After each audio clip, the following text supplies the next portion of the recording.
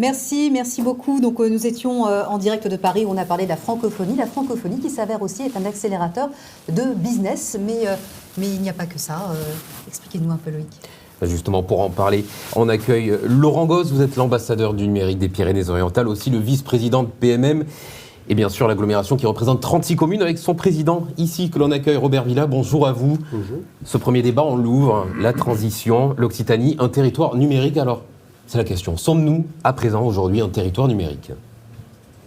Complètement. Je crois que la communauté urbaine, maintenant, sous l'impulsion de Laurent et de toute son équipe et des chefs d'entreprise qui l'ont accompagné, ont voulu être présents donc, à ce salon. Et aujourd'hui, par notre présence et par la création ici à Perpignan de ce studio des tables rondes, on confirme notre volonté que ce territoire de la communauté urbaine, mais même de là, a des atouts en matière de numérique, en matière d'innovation.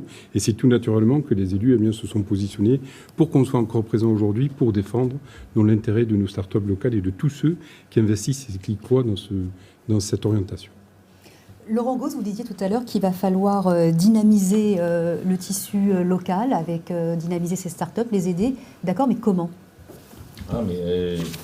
Moi, j'ai toujours pensé il faut partir sur la base des écoles. On a la chance d'avoir l'université, l'IDEM et Imerir. Et ces trois écoles compétentes et qui sortent des profils qui sont de plus en plus intéressants. Il y a quelques années de ça, et Robert était élu, on pouvait constater qu'il y avait une déperdition importante de l'ensemble des élèves sortant qualifiés de ces écoles et qui partaient créer leur entreprise ou aller augmenter les effectifs d'autres entreprises hors département. On a voulu essayer de développer la compétence au niveau des pépinières sur l'agglomération, avec un partenariat aussi avec Plein Sud, département, région, en partenariat bien sûr avec l'incubateur de l'université. Et on a voulu leur donner l'accompagnement le plus professionnel possible. On a voulu aussi, avec PRI, Pyrénées Caution Investissement, et l'ensemble des capitaux risqueurs, et il y en a ici, financer ces sociétés et leur donner un signe fort qu'on peut rester ici, être financé, être accompagné. Et on a Flipper notamment, Basmi, il y en a tout un tas, je vais en oublier beaucoup, donc ce n'est pas la peine. Et après, ce qui nous manquait, c'était la labellisation du territoire. On s'est battu aux côtés de la Chambre de commerce, mais grandement de l'agglomération, qui nous a donné les moyens de le faire, pour obtenir la labellisation French Tech qu'on a obtenue il y a 2 ans. Et ça a permis de mettre sur la map mondiale de la technologie, on met Perpignan. Et ce n'était pas gagné. Ce n'était pas gagné parce que beaucoup de nouveaux territoires qu'on a été labellisés l'ont été également, mais ils étaient sortis de bassins industriels. Je pense à nos amis d'Alès, je crois qu'on aura la vice-présidente du club leader cet après-midi ou demain. Donc c'était un bassin qui était purement industriel avec une mutation de l'industrie à l'innovation au digital. Et c'était plus simple. Nous, on est un département, on est bien passé pour le savoir, familialement, Robert et moi aussi, viticole, agriculture et beaucoup d'agroalimentaire. Donc on avait moins ce tissu purement industriel. Donc on est parti un peu plus de zéro. Et on a construit ça avec tout un tas d'entreprises compétentes qui ont pu se diffuser là-dessus. Et donc, l'accompagnement, le financement, la labellisation, et également de pouvoir faire sentir qu'en étant de Perpignan, on pouvait rester, créer, se développer et être connecté au monde, ce qu'on est aujourd'hui avec les 40 villages de la francophonie, territoires de la francophonie, et de pouvoir faire les déplacements à Las Vegas, mais pas que des déplacements, de pouvoir concourir. On a eu Basmi l'année dernière qui a été nommé au Award de l'innovation, une entreprise sortie de nos pépinières, sortie... Il sera là cet après-midi oui, sur le plateau. Oui, bien sûr, je le sais bien, oui. Non, mais sortie des concours de pitch organisés par l'IDEM et par l'association TechnoSud, donc sortie vraiment de notre territoire et qui, 18 mois après, va gagner des prix à Las Vegas, le Centre mondial de l'innovation. Donc comme quoi, notre territoire, quand on dit qu'il est pourvoyeur de talent, il est pourvoyeur de talent et on l'a prouvé, on l'a démontré. Et donc, à partir du moment où on a essayé de compléter l'ensemble des trous dans la raquette de la création, l'innovation et le développement, on peut prétendre, comme l'a dit le président, à être un territoire digital et numérique. Et cette ambition, elle doit continuer, on le voit, ça continue tous les jours. L'innovation, elle est constante, et donc il ne faut jamais s'arrêter. Il faut toujours essayer de discuter, d'innover, d'inventer, de voir ce que font les autres, d'être compétitif par rapport aux autres, et de pouvoir toujours porter au plus haut ce qu'on essaie de faire aujourd'hui, le message de Perpignan, l'agglomération, territoire d'excellence. Beaucoup de travail, hein, on l'a vu, pour obtenir ce label French Tech, pour se numériser. Robert Villa, que fait justement la métropole pour aider les entreprises aujourd'hui à se déployer, à se développer? Est-ce que c'est un territoire qui est attractif et compétitif? Bien, on met tous les moyens qui sont dans le cadre de nos compétences pour pouvoir aider les entreprises. Donc ça va dans tous les secteurs d'activité, comme Laurent vient de le rappeler. On a une grosse présence touristique ici, donc là on soutient ces entreprises-là. Mais en matière des autres secteurs et des secteurs de l'innovation, bien entendu, c'est par le soutien, que ce soit à l'incubateur, c'est par le soutien que ce soit aux pépinières d'entreprise, c'est par le soutien que nous avons et notre présence pendant les 5 dernières années à Las Vegas aussi, qui viennent conforter ce travail-là. C'est un travail quotidien de tous les jours qui se fait petit à petit. Alors, il est vrai que l'ensemble des élus émettent d'abord des financements, des budgets, et la preuve en est encore aujourd'hui, et après on confie à ceux qui ont les responsabilités, aux élus qui ont les délégations, eh bien, de faire ce travail petit à petit, en direct, avec les entreprises. Il y a une confiance qui s'instaure au sein de l'Assemblée communautaire pour pouvoir venir en soutien de ces entreprises. Elles viennent par des soutiens logistiques, des fois, qui sont des salles, des halls d'accueil et autres. Après, elles viennent par d'autres soutiens financiers. Et puis, au fur et à mesure que l'entreprise se développe et autres, alors là, ça vient plus sous des soutiens, de l'aide foncière, etc. Mais là, on est déjà dans un autre domaine. Mais la volonté, elle y est. Aujourd'hui, elle est liée, elle est revendiquée. Nous voulons, au sein de ce territoire, avoir, bien entendu, ces compétences-là. Nous voulons garder, capter, parce que ça a été, pendant de nombreuses années, sous le mandat précédent, un investissement qui a été fait à travers cette dynamique-là. Et aujourd'hui, il faut poursuivre cet investissement et que Perpignan et la communauté urbaine soient reconnus comme territoire d'innovation et territoire numérique. Quels sont vraiment nos atouts, justement, pour préserver toutes ces startups sur le territoire, pour éviter un peu cette fuite de cerveau, cette fuite ailleurs qu'à Perpignan? Est-ce qu'on a vraiment des atouts qui nous permettent de garder ces startups ici et de pouvoir faire en sorte qu'elles se développent et qu'elles prospèrent sur notre territoire? Les atouts, c'est les atouts de notre territoire. On est quand même frontalier à l'Espagne, à l'Andorre.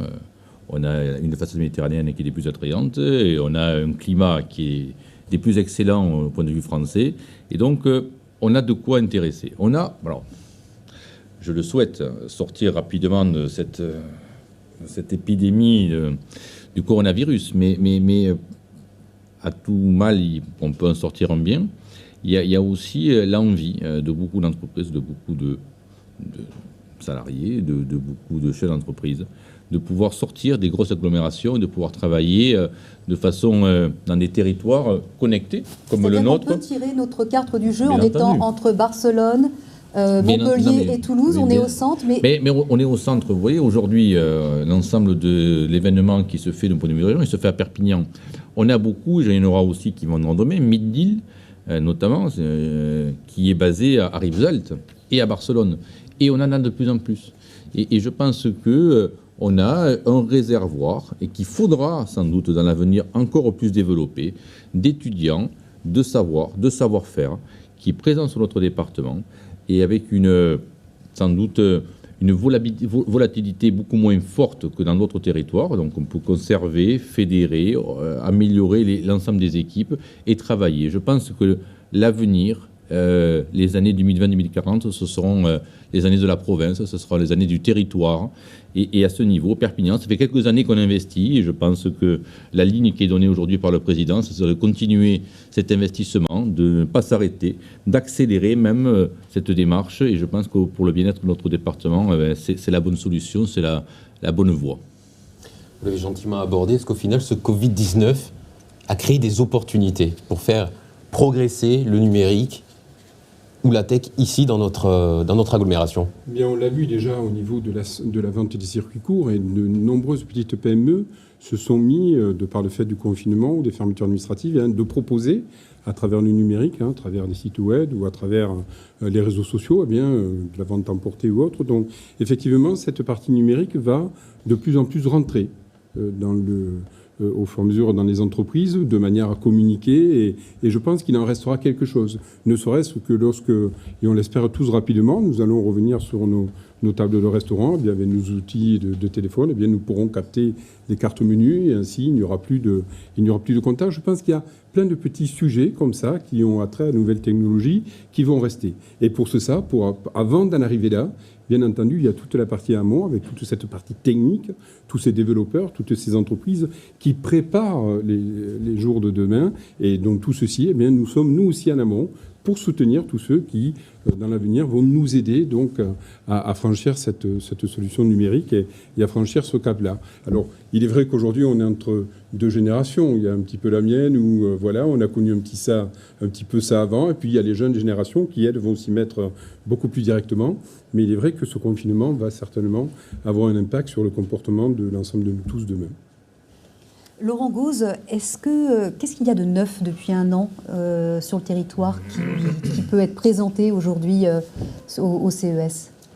Je ne vais pas le dévoiler, je crois qu'il y a des pitchs. Alors, je ne peux pas les dévoiler parce que je vais en oublier. Et vous, qu'est-ce qui vous a marqué ? Qu'est-ce qui vous semble le plus intéressant ? Qu'est-ce qui vous semble notable ? Sur le territoire oui, ou sur le territoire. Le coup de cœur. Oui, le coup de cœur sur le territoire, l'avancée de Basmi, la reconnaissance de Basmi en termes de chiffre d'affaires et de concrétiser de l'idée au label et au chiffre d'affaires qui s'est déclenché. Je crois qu'ils ont annoncé la barre de 500 000 euros de chiffre d'affaires début janvier. Et je pense que ça aussi, on est des élus, on sort de la terre, hein, donc l'ensemble peut-être du numérique, du digital, c'est une appréhension que l'on se doit, qu'on se doit de comprendre, d'appréhender. Mais c'est vrai que quand on soutient les entreprises et que ça se convertit en euros, en chiffre d'affaires, en emploi derrière, ma foi, c'est pour les élus que nous sommes, c'est quand même un contentement important de se dire que l'investissement qui a été donné, il a produit. Basmi que l'on retrouvera, comme Céline a dit, dans les essais transformés. Terre de rugby ce soir. Après 19h, je pense qu'il est temps de recevoir Anne Baraillé-Combe, qui est en visio. Est-ce qu'elle est avec nous ? Responsable... Ou alors on va l'attendre un petit peu. Oh. Non, elle est là. Très bien. Bonjour, Responsable Anne. Département multisectoriel, vice-présidente de Perpignan. Non, là, je suis allé un petit peu trop loin. Bonjour. Non, ad hoc. Oui, ad hoc, oui. C'est écrit trop petit. Bonjour Anne. Bonjour. Est-ce que vous pouvez expliquer un peu comment ça se passe au niveau de l'Occitanie, justement, pour dynamiser un peu tout ce réseau des startups de notre région ? Bonjour à tous. Merci de m'accueillir. Cher Alors attendez, le son n'est pas encore très bien établi. Est-ce qu'on peut revenir un peu vers vous ? En attendant, Robert Villard, j'aimerais vous demander, est-ce que la métropole peut accompagner durablement les startups aujourd'hui ? Quelles sont les structures phares ? Imaginons une personne qui a envie de créer une startup. Quelles sont les structures phares pour pouvoir les accompagner ? D'abord, vous avez tout l'incubateur au niveau de l'UPVD, d'une université qui peut mettre en place. Ensuite, qui entame sa 3e année. Qui entame sa 3e année et que nous soutenons toujours, avec lequel nous avons d'excellentes relations. Ensuite, au fur et à mesure que cette entreprise grandit ou voit le jour, il y a des hôtels d'entreprise, la pépinière d'entreprise également. Et puis ensuite, tous les services de la communauté urbaine, les services économiques sous la responsabilité de Laurent Gauz, eh bien, font ce suivi de ces entreprises en fonction du besoin, en fonction de leur objectif également, de la surface nécessaire, de la possibilité de création d'emplois, en fonction du projet qu'ils ont. Et bien, tout ceci fait partie d'un suivi que nous venons et que nous les accompagnons. Quand vous dites accompagnement, ça veut dire quoi concrètement ? Ça veut dire qu'on répond à leurs demandes physiques, de bureaux, de local. On répond également à leurs demandes en matière de relationnel, qui peut exister également avec d'autres entreprises ou avec des tissus économiques. Et puis après, il y a tout ce suivi qui se fait au quotidien, au fur et à mesure de leur évolution, un accompagnement au niveau soutien ou du moins conseil au niveau de développement et autres, qui peuvent être apportés par les services éco et par tous nos prestataires. C'est-à-dire qu'on les accompagne vraiment de l'idée à la création d'entreprises en passant par toutes les étapes. On peut, c'est en fonction de leurs besoins, mais on peut aller jusque-là, on peut aller jusqu'à les accompagner beaucoup plus précisément, ou comme d'autres prennent leur envol beaucoup plus rapidement aussi. Donc, tout dépend vraiment réellement du besoin, réellement du projet, et là aussi, on s'adapte en fonction de la nécessité de ces startups. Et une vraie volonté politique d'accompagnement. Il y a peut-être actuellement des futurs chefs d'entreprise, des personnes qui ont des idées, qui nous regardent. La première chose à faire, pour commencer, on commencerait par où? Mais je crois que d'abord, il faut en parler, présenter son projet, venir au service économique de l'aglo, venir également à la rencontre des universités, venir tout simplement auprès de la French Tech, des professionnels qui sont présents là, en parler tout simplement. Et ensuite, tous ces professionnels-là, tous ceux qui ont cette habitude, vont les guider, toujours pareil, en fonction du projet, du besoin, vers la meilleure solution possible. Alors, est-ce que Anne Baraillé-Combe est parmi nous? Est-ce que nous sommes parvenus à résoudre ce problème de son? Rebonjour. Je vous entends parfaitement bien. Très bien. On l'entend. Le numérique est avec nous. Allez-y, donc vous travaillez à l'ADOC Occitanie. Expliquez-nous un peu quel est votre rôle. Alors, l'agence ADOC régionale de développement économique de la région. Donc, pour le en le mettant en œuvre de sa stratégie en matière de développement et d'accompagnement. Donc, sur le CES, excusez-moi, Anne, on vous entend très mal en fait. Je ne sais pas si vous nous appelez avec votre portable ou si c'est. Mais en fait, on vous entend assez mal. C'est dommage. Alors, moi, je vous entends bien, effectivement. Ah, ça coupe malheureusement. Oui, on entend un mot sur deux. C'est dommage. Et là, Anne? Alors, moi, je vous entends bien. Oui, alors je ne sais pas si vous avez un micro qui est loin de vous ou si vous pouvez rapprocher le micro de votre bouche, tout simplement.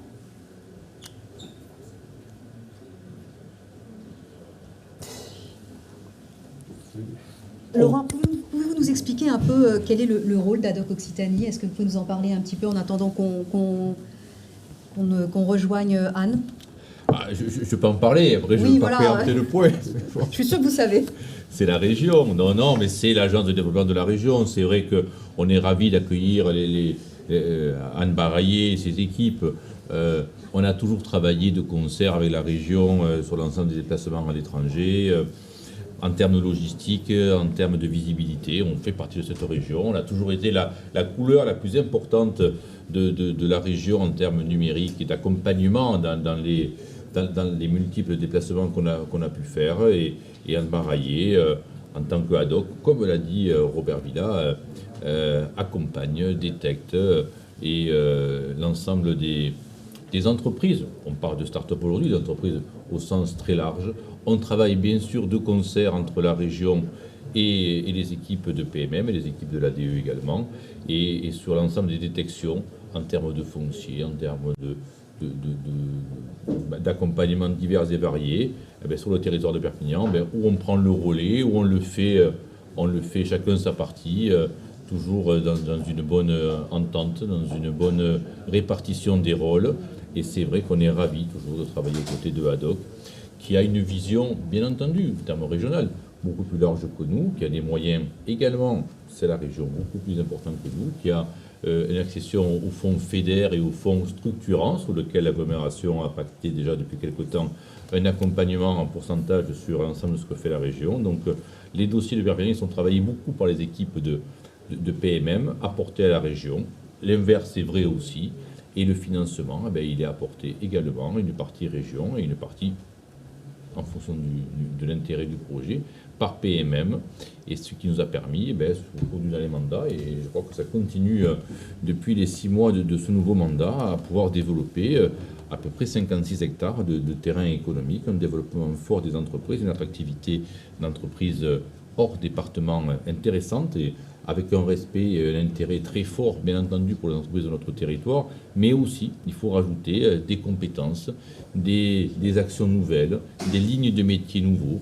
Et on a accueilli ensemble Computa Center, qu'on avait rencontré d'ailleurs à Las Vegas, qui sont installés en face de l'agglomération. On a accueilli Windelo, constructeur de catamarans, mais on accompagne également Katana, constructeur également de catamarans. Donc on n'oublie personne. On étoffe l'ensemble du tissu économique de notre département. Voilà. Merci beaucoup Laurent Gosse, merci beaucoup Robert Villard. Alors on va tenter de réparer cette liaison avec Anne. En attendant, on a le plaisir de retrouver sur le plateau le secrétaire général de la préfecture, Kevin Mazoyer, qui nous rejoint. Bonjour. Bonjour à tous. Bonjour. Bienvenue ici à l'APM Perpignan. Merci. Comment allez-vous? Très bien, et vous? Bon, on va très bien avec Céline. Alors vous êtes un peu le représentant de l'État ici. Que fait l'État justement pour accompagner nos entreprises, nos startups? On sait que le contexte est difficile. Est-ce que vous avez est-ce que vous les accompagnez encore plus aujourd'hui qu'avant? Plus que jamais, l'État est dans un rôle d'accompagnement, effectivement. Ça a toujours été le cas, avec une mission à la fois d'impulsion et puis d'accompagnement des acteurs qui portent des projets. Et aujourd'hui, il est clair qu'avec le plan de relance, plus que jamais, on encourage tous ceux qui ont des initiatives, des projets, à nous solliciter parce qu'on a les moyens, plus que jamais, de les accompagner. Alors, ce qui est intéressant dans le département des Pyrénées-Orientales, c'est qu'on a beaucoup d'entreprises, de collectivités qui aujourd'hui sont en train de déposer des projets très structurants, très pertinents. Et donc, non seulement ça donne envie de les accompagner, mais on va les accompagner. Alors, ça concerne des collectivités territoriales qui sont en train de proposer des projets d'aménagement de tiers-lieux, comme Montlouis. Ça concerne aussi le déploiement de la fibre optique, et ça va structurer tout le département. C'est des démarches de dématérialisation. On a une entreprise aussi qui veut numériser sa gestion des prévisions commerciales dans le cadre de l'appel à projet Territoire d'industrie, qui est un appel à projet important. On a une commune qui veut déployer des équipements scolaires numériques. Et puis, à l'instant, on a eu le président Villa, qui, pour le compte de Perpignan Méditerranée Métropole, a déposé un projet très important dès le début du plan de relance. C'est le projet d'aménagement du pôle multimodal de la gare et du pôle numérique du Soleil.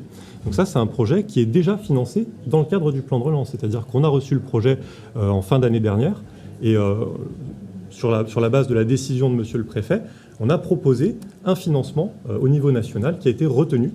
Donc la dotation qui s'appelle la DECIL finance à hauteur de 460 000 euros. Ce projet est très structurant parce qu'il s'inscrit dans cette idée que dans cette commune du Soleil, on peut avoir à la fois des acteurs formés au numérique, des entreprises, des startups qui viennent s'inscrire dans cet écosystème et donc continuer de consolider ce projet très structurant pour le Soleil et pour l'ensemble de la métropole. C'est quelque chose qu'on a voulu soutenir à hauteur de l'enveloppe demandée, c'est-à-dire 460 000 euros. Et donc là, votre équipe a été renforcée avec un sous-préfet à la relance, c'est ça qui est arrivé il y a quelques jours. Concrètement, quel va être son rôle? Tout à fait. On a un sous-préfet à la relance qui s'appelle Thibaut Félix, qui vient de nous rejoindre. Il est arrivé au tout début du mois de janvier. Il va avoir un rôle très important. C'est vraiment une bonne chose pour le département des Pyrénées-Orientales d'avoir un sous-préfet à la relance, parce qu'il va être là pour mettre en rapport les porteurs de projets, les entreprises, les collectivités, et de l'autre côté, toutes ces administrations nationales, régionales, qui aujourd'hui mettent à disposition des enveloppes, des appels à projets. Et on le voit bien, le plan de relance, c'est énormément d'appels à projets, des dizaines et des dizaines d'appels à projets. Ce n'est pas toujours évident pour une entreprise ou une collectivité de voir vers quoi elle peut s'orienter. Il va s'inscrire en accompagnement de ces entreprises et collectivités des Pyrénées-Orientales pour les mettre en rapport avec les porteurs de projets, les appels à projets, de façon à ce qu'on ait encore plus d'acteurs dans le département qui bénéficient du plan de relance. Donc on peut se réjouir de son arrivée parce que d'ores et déjà, il a commencé sur les friches industrielles, sur les pistes cyclables, sur les projets du numérique, à rechercher les solutions pour que tous ces acteurs soient accompagnés parce que quand il y a autant de projets intéressants du côté des entreprises et des collectivités, c'est vraiment notre responsabilité, côté État, de les accompagner en ce sens. Et est-ce qu'il y a une enveloppe supplémentaire ? Effectivement, on a renforcé les enveloppes sur un certain nombre de projets, notamment sur la fibre optique. Ça, c'est quelque chose qui, avec le conseil départemental, était déjà engagé depuis plusieurs mois, plusieurs années. Mais avec le plan de relance, on augmente la dotation pour installer la fibre optique sur l'ensemble du département. Pour ce qui concerne les enveloppes nationales, on a aussi des projets très structurants qu'on va encourager. Je pense par exemple à tout ce qui concerne l'accompagnement dans la numérisation des entreprises. Et ça, qu'on soit une PME, une grande entreprise, on peut être intéressé par cet accompagnement à la numérisation. C'est-à-dire, ça se passe comment ? Concrètement, ça va être des entreprises qui, par exemple, ont un modèle de vente qui n'est pas encore assez numérisé, pas assez développé en ligne, et qui, d'ores et déjà, commencent à nous dire on aurait besoin d'être accompagné, de développer des outils du numérique pour pouvoir faire de la vente en ligne, renforcer le modèle de commercialisation en ligne. Et donc, les échanges sont en cours pour les accompagner et surtout les faire financer. Les démarches sont compliquées, les démarches sont simples. Comment on vous contacte ? Comment on fait ? Très concrètement, pour accompagner les entreprises et les collectivités, on a mis en place un point de contact unique en préfecture, à la préfecture des Pyrénées-Orientales. C'est une adresse fonctionnelle que je vais communiquer. C'est l'occasion pour toutes les entreprises intéressées de nous solliciter. C'est l'adresse pref-france-pyrénées-orientales.gouv.fr. Pref-france-relance. Oui. Voilà. Elle a le mérite d'être explicite. L'intérêt, c'est que pour les entreprises, une fois qu'elles nous sollicitent sur cette adresse, qui est l'adresse donc de l'équipe France Relance de la préfecture, derrière cette adresse, vous avez le sous-préfet à la relance, tous les services de l'État concernés, la région et le département aussi. C'est important de créer une dynamique collective parce qu'avec également les établissements de coopération intercommunale, on a des financements possibles pour cofinancer les projets et apporter des gros cofinancements. Et donc c'est pour ça qu'avec tous ces acteurs, à chaque fois qu'on est contacté sur cette adresse, on répond, on les aide, on les flèche entre guillemets vers les bonnes enveloppes. Et aussi, c'est important, on les aide à préparer les dossiers. Parce que les dossiers à compléter, souvent, c'est des dossiers exigeants, c'est normal, il y a de l'argent public derrière, donc il faut regarder la cohérence du projet, où on va, avec quels objectifs. Mais en tout cas, nous, tout notre rôle, c'est sur ce volet un peu administratif, de les accompagner, de les aider à fournir toutes les pièces. On a plus de 240 entreprises et collectivités qui déjà ont contacté l'adresse de l'équipe France Relance. Et on va continuer d'accompagner tous ceux qui vont se manifester parce que, objectivement, sur le plan de relance, le travail ne fait que commencer. Donc il faut que tout le monde continue de s'intéresser à ce projet et que nous aussi, on aille chercher les acteurs qui peuvent être intéressés par nos projets et par nos appels à projets. Ça va être notamment le rôle du sous-préfet à la relance. Merci beaucoup, Kevin Mazoyer. On nous dit que Anne est là, présente avec nous. Anne Barrier, bonjour. Est-ce que vous nous entendez ? Oui, alors moi je vous entends très bien depuis le début. C'est vous qui m'entendez mal. Super, on vous entend. C'est parfait. Bon, parfait. Je vais rien pour me sauver. Alors, je vais poser la question. Donc, merci pour la présentation ADOC. Donc, ADOC, Agence nationale de développement économique de la région. Donc, nous, notre job au niveau de la collaboration ADOC, c'est de mettre en musique. Vous m'entendez toujours ? C'est le micro, je pense. Le Oui. micro, je pense qu'il faudrait rapprocher le micro et ça va super bien marcher. Voilà. Et moi, je vais finir à Haddock, Anne, tu vas voir, attention. Je vais finir à Haddock. Ça y est, on vous entend. Plus clairement. On y arrive. Avec de la bonne volonté. Voilà, super. Donc, juste pour vous signifier qu'effectivement, notre travail, c'est de mettre en œuvre de manière opérationnelle la stratégie de développement de la région. Donc, pour ma part, je suis rattachée à la direction internationale et conquête des marchés et je mène depuis maintenant 7 ans l'accompagnement des entreprises du territoire Occitanie sur cette manifestation qui est le CES. Donc voilà, cette année c'est un contexte un peu particulier où on a effectivement 11 entreprises qui, depuis ce matin, s'attachent à être en interaction sur la plateforme du CES Online, à faire un certain nombre de rendez-vous, à débusquer les bons contacts et on va leur souhaiter beaucoup de succès. Et puis, comme on le fait depuis déjà plusieurs années, c'est le soutien à toute cette dynamique collective qui rassemble l'ensemble des dynamiques francophones. Et donc, Perpignan a positionné ce plateau et c'était tout naturellement qu'on a joint nos forces dans ce contexte un peu particulier pour poursuivre les initiatives qu'on a menées ensemble depuis déjà 3-4 ans sur le CES afin d'offrir aussi une visibilité et un rayonnement de l'ensemble de l'Occitanie au travers de cette initiative du village francophone et en particulier sur les focus qui sont faits depuis votre plateau à Perpignan. Comment ça va se passer, Anne, cette année, pour mettre en contact les startups françaises qui auraient besoin d'avoir d'autres contacts avec, comme ça se passe dans les éditions précédentes du CES, pour avoir d'autres contacts avec d'autres startups? Est-ce qu'il y a des choses qui sont mises en place? Alors déjà, il y a eu, même si cette année c'était de manière accélérée, il y a eu toute une phase de préparatoire de coaching des entreprises qui se sont lancées dans cette plateforme digitale du CES et puis qui vont assurer les pitchs sur l'ensemble du village francophone. Alors je dis accéléré parce qu'habituellement pour nous c'est 8 à 9 mois de travail aux côtés des entreprises, mais bon cette année les décisions, des formats partenariats et des opportunités en digital sont arrivées assez tardivement. Du coup, on a fait une formation accélérée pour un certain nombre de boîtes et les 11 qui seront représentées au CES ont œuvré déjà bien en amont pour pouvoir identifier un certain nombre d'opportunités business. Donc, elles ont cette plateforme du CES Online sur lequel elles ont pu présenter un certain nombre de supports, de vidéos, de présentations qui doivent les rendre, je l'espère, en tout cas, le plus attractives possible auprès du public, qui est un public qu'elles recherchent d'abord de business. Donc, investisseurs, acheteurs. Donc ça, je vous dirai à la fin si les résultats ont été concluants, mais c'est déjà la première voie par laquelle elles vont devoir œuvrer pendant un mois parce que la plateforme des B2B du CES va rester ouverte pendant tout un mois jusqu'au 11 février. Et puis à côté de ça, on active les réseaux. Donc ce qu'on est en train de faire avec vous aujourd'hui et qu'on va faire pendant toute la semaine, c'est aussi une activation de réseau pour les rendre visibles. Alors visible auprès de notre propre écosystème occitan, mais visible également au-delà, puisque le village francophone, c'est des réseaux qui s'étendent Luxembourg, Wallonie, Québec. Donc c'est autant de fenêtres, autant de vitrines pour justement se rendre visible et capter des éventuelles opportunités de mise en relation. Et puis de pas oublier qu'on a la chance en Occitanie d'avoir le dispositif des maisons de la région à l'étranger.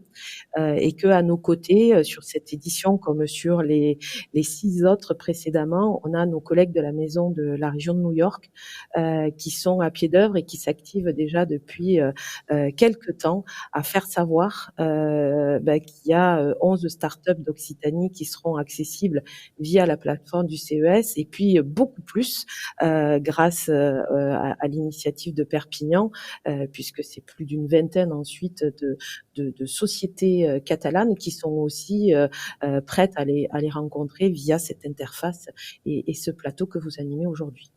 Et justement, on va les recevoir dans quelques instants sur notre plateau. Merci beaucoup. Merci beaucoup, Anne. Merci à vous. Merci, Anne. Merci, Laurent Gosse. Merci, Kevin Mazoyer. On va marquer une très courte pause et on revient d'ici quelques instants sur ce plateau AMP Perpignan avec la présentation du premier projet Énergie Air et Franck Correia. À tout de suite.